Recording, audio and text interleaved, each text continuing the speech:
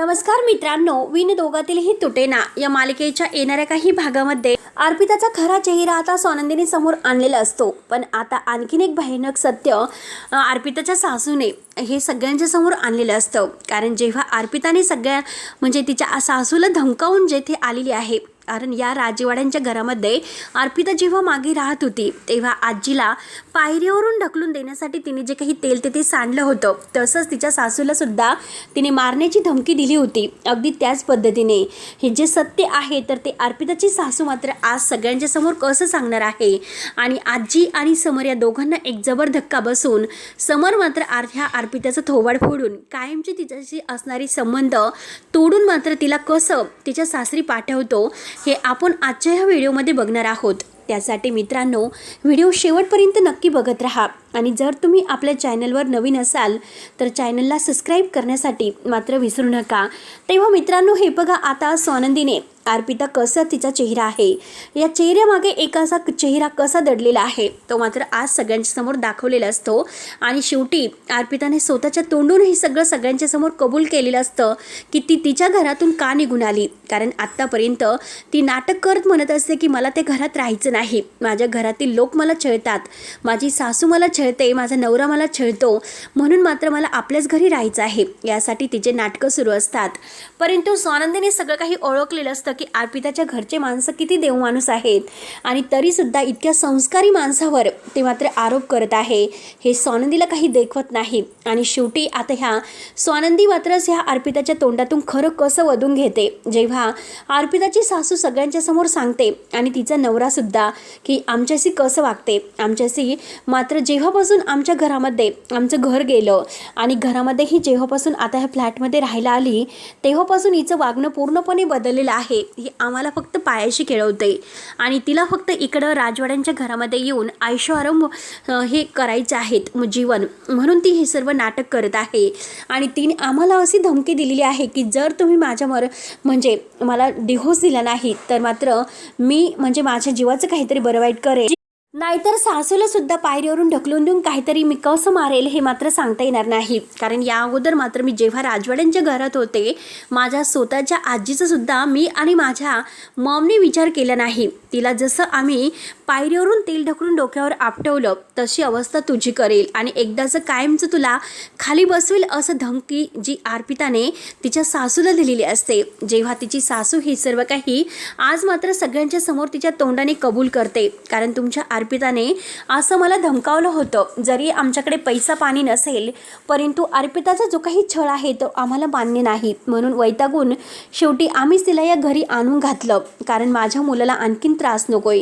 तिच्याबरोबर राहून राहून तो खरंच वैतागलेला आहे, त्याचं तिच्यावर इतकं प्रेम सुद्धा आहे, पण तरी सुद्धा ती जे काही वागते ना, स्वतःच्या मुलीचा सुद्धा ती विचार करत नाही। स्वतःच्या मुलीला सुद्धा मात्र तिला काय हवं काय नको याकडे एक आई नजरेने बघतच नाही, म्हणून मात्र आता ही मुलगी खरंच आम्हाला घरात नकोय। पण आज आम्ही हे सगळं सत्य सांगणार नव्हतो। शेवटी स्वानंदी आमच्या घरी आली होती आणि स्वानंदीने खरंच आम्हाला बघितलं, आम्हाला विचारण्याचा प्रयत्न केला, पण आम्हाला राहवलं नाही आणि शेवटी आमच्या मुलाच्या सुखासाठी आम्ही हे सर्व सांगितलेलं आहे, म्हणून आम्हाला माफ करा जर आमच्याकडून काही चुकलं असेल। म्हणून आता अर्पिताचे सासू सासरे स्वानंदी आणि घरातील राजवाड्यांची सगळ्यांची माफी मागतात, परंतु ह्या अर्पिताचं वागणं आम्हाला पसंत नाही। तिची आई तिला सारखे वारंवार फोन करते आणि तिला माहेरी बोलवत असते, परंतु आम्हाला असं वाटतं की तिची आई तिचे कान भरत असते आणि तिच्या आईने तर तो आशिष सांगत असतो की माझ्या आईला मारायला सुद्धा त्यांनी प्लॅनिंग केला होता, तिला कसं जिन्यावरून पाडायचं। एकतर आमच्या आई घरासाठी इतकं सर्व काही करते आणि ही अर्पिता घरात साधं कोणतंही काम व्यवस्थित करत नाही, आणि जर आईचं दुखापत काही झाली तर आम्ही कुणाकडे बघणार आहोत। आणि ती तर आम्हाला सारख्या अशा धमक्या देते की मला राजवाड्यांच्या घरात राणीसारखं राहायचं आहे। तेव्हा मात्र आता अर्पिता लगेच बोलायला जाते की हो, मी त्यांना अशा धमक्या दिल्या कारण मी राजवाड्यांची घरची एक मुलगी आहे, अगदी मला इथे राणीसारखं राहण्याची सवय आहे आणि म्हणूनच मला इथे राणीसारखं राहायला यायचं होतं आणि यासाठी मी हे सर्व केलेलं आहे। आता अर्पिता मात्र खूप काही उद्धटसारखं बोलत जात असते आणि उद्धटसारखं बोलून मात्र तर आता समरला फारच राग येतो आणि जेव्हा त्याला समजतं की आजीला म्हणजे स्वानंदी जे सांगत होती ते अगदी खरं आहे. आजीला यांनी अगदी मारण्याचा प्रयत्न केला. जेव्हा ते पाय घसरून जिन्यावरून आजी खाली पडली होती त्यावेळेस मलिका काकू आणि अर्पिता यांनी हा सगळा प्लॅन केलेला होता आणि आजीला खाली पाय घसरून यांनी पाडलेलं आहे. हे सत्य मात्र आता आज सगळ्यांच्या समोर आलेलं आहे आणि आज हे सत्य आल्यानंतर जेव्हा मात्र आता हे सगळं होणार आहे तर ते सगळं मात्र आता हे समजल्यानंतर पुन्हा आता एक खूप मोठा स्फोट फुटलेला असतो. समरला इतका राग येतो.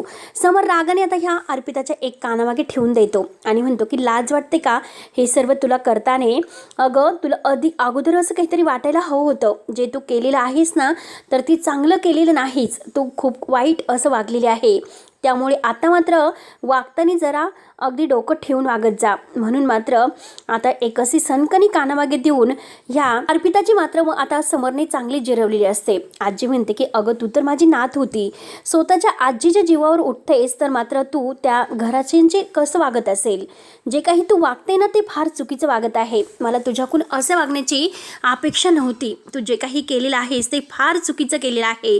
त्यामुळे आता इथून पुढे मात्र तू या घरामध्ये येण्या अगोदर विचार करून जा. कारण तुला या घराचे दरवाजे कायमचे बंद असतील. या घरात फक्त दिवाळीसाठी यायचं आणि यापुढे आता या घरात तुला कधी आम्ही इथे थांबून देणार नाही. त्या घरात जायचं, त्या घरातील प्रत्येक काम करायचं आणि आज सगळ्यांच्या समोर तुझ्या सासूची, नवऱ्याची आणि सासऱ्यांची माफी मागायची. कारण त्या बिचाऱ्यांची काही चूक नसताना सुद्धा मात्र त्यांना इतकं तू भोगायला लावलंस. अगं वाटलं नव्हतं की तू इतकं सर्व काही करशील म्हणून. तुझ्याकडून अशा वागण्याची अपेक्षा नव्हती आणि एवढं सर्व करून मात्र आता तू इतकं सर्व काही केलेलं आहे. कारण आज मात्र असं दाखवून दिलेलं आहे की तू जे काही वागते ना ते खरंच फार चुकीचं वागत आहे. तुझ्याकडून अशा वागण्याची खरंच आम्ही अशी अपेक्षा केलेली नव्हती. म्हणून आता समरला फारच राग आलेला असतो आणि रागाने तो मात्र तिच्या हाताला धरतो आणि तिला बाहेर काढत असतो. तेव्हा आता मलिका म्हणते की अरे समर तू प्लीज ह्या कुणाचं काही ऐकू नको. ते सगळेजण खोटं बोलतात.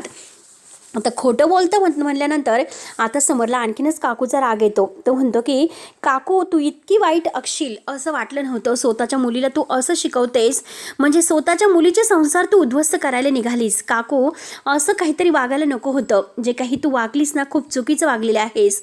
आता यापुढे मात्र आता विचार करून वागत जा. जे काही आहे तर ते परंतु आज मी तुला माफ करू शकत नाही. जे काही अर्पिताने आणि तू केलेलं आहेस ना माझ्या आजीच्या जीवावर तुम्ही उठलात. मी कधीच तुम्हाला या घरात कधीच माफ करणार नाही आणि त्यासाठी काकू तुला आज मी सगळ्यांच्या समोर एक शिक्षा देणार आहे. कारण तू आजीची कान पकडून माफी मागायची आणि या घरात अगदी जे काम आहे जे आपल्या घरातील नोकर काम करतात तर ते काम तू करायचं आहे. सगळं काम हे तू करायचं आहे. त्यामुळे प्लीज यापुढे मात्र आता जे काही आहे ना ते सगळं काही मात्र आता हे सोडून द्यायचं. घरातील प्रत्येक काम करायचं. राणीसारखं राहणं सोडून द्यायचं. आणि स्वानंदी मॅडमची तो आता माफी मागतो. स्वानंदी मॅडमला म्हणतो की स्वानंदी मॅडम बघ मी तुमच्यावर विश्वास ठेवत नव्हतो परंतु आज माझ्यासमोर पुरावे आले, सत्य आलं. अर्पितामुळे माझे डोळे उघडले. त्यामुळे किती काही झालं ना शेवटी मात्र आता माझे डोळे उघडलेले आहे. काकू मी आत्तापर्यंत तुम्हाला एक माझं कुटुंब म्हणजे मानत होतो. पण जे काही तुम्ही वागलात, जे काही बोललात आणि जे काही तुम्ही केलंत ना त्यावरून आता माझा तुमच्यावरचा पूर्ण विश्वासच अगदी उडालेला आहे. काकू जे काही तू वागतेस ना तेच तुझी मुलं वागतात आणि तेच तुझी मुलं वागून मात्र आता जे काही त्यांनी केलेलं आहे तर ते माफीच्या लायकीचं नाही. म्हणून समरला इतका राग येतो. रागाने मात्र आता तो हे सर्व काही अगदी झिडकारून देत असतो. त्यानंतर मात्र आता समरला इतका राग आलेला असतो. काकू आता हात जोडून पाया पडून विनवण्या करण्याचा प्रयत्न करते पण अर्पिताच्या हाताला धरतो आणि तो मात्र आशिषच्या हातामध्ये तिचा हात देतो आणि यापुढे हिने जर काही केलं, हिने जर काही आता असं म्हणजे तुम्हाला धमक्या वगैरे दिल्या आणि घरातील काम वगैरे जर केलं नाही तर माझ्या इतकं वाईट कोणी नसेल. मी हिला सोडणार नाही.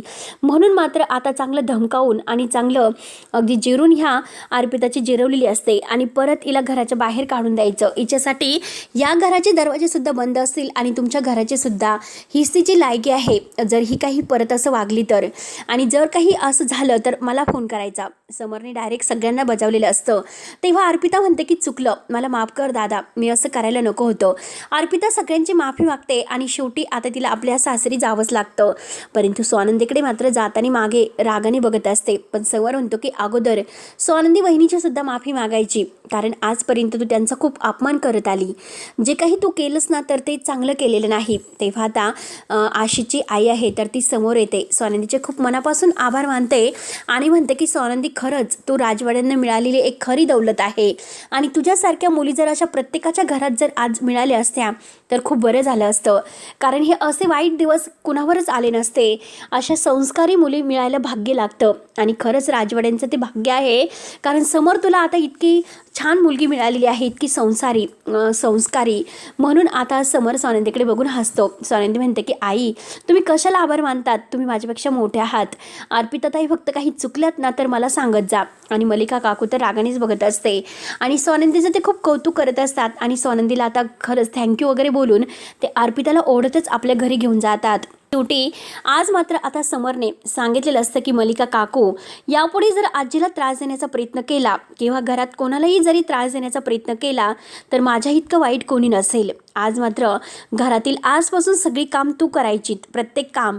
कारण तुम्हाला आता जर कामं असती तर तुम्ही असं वागले नसते. कारण तुम्हाला प्रत्येकाची किंमत नाही, व्हॅल्यू नाही. प्रत्येकाला तुम्ही अगदी पायाखालचं खेळणं आणि पाय पुसणं समजतात. त्यामुळे इथून पुढे मात्र आता लायकीत राहायचं. म्हणून समर आता खूप भडकलेला असतो आणि काकूला सडेतोड उत्तर देऊन शेवटी काकूला घरातील मोलकरीण बनवतो. हीच काकूची शिक्षा. म्हणून आता स्वानंदी अगदी जशाच तसे उत्तर देऊन काकूला म्हणते की काय काकू, कसं वाटलं? आता भेटलं की नाही जशाच तसे उत्तर?